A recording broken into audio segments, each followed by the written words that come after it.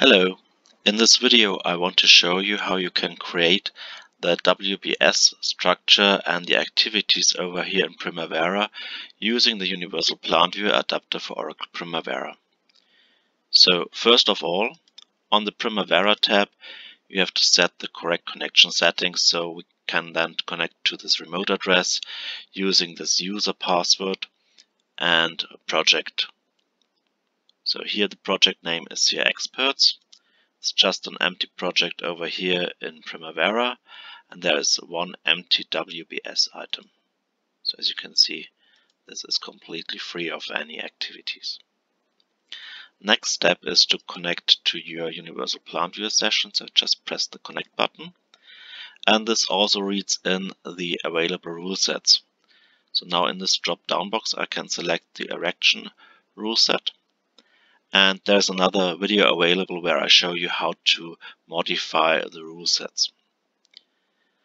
Then let's select some items over here in UniversalPlantViewer. So for example, let's select the complete recovery stage. Then I go to this tab over here and I select create subtasks. So I get a WBS item layer in between the activities and the project, and I click assign by rule. And now it will take a couple of seconds and it adds additional WBS items and activities to my Primavera client. So let's just press F5 in here. And as you can see, we've got a lot of additional items in here. And it also adds the activities directly to the Primavera installation.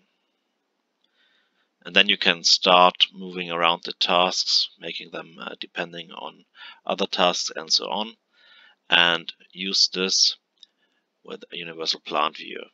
So you get a connection between these items in here and the UniversalPlantViewer, and that is done using the notebook items. So let's just select this one here, and on the notebook you can see we have a notebook topic UniversalPlantViewer, and here we have stored all the information about what was selected and what were the results of this rule. Thank you very much and goodbye.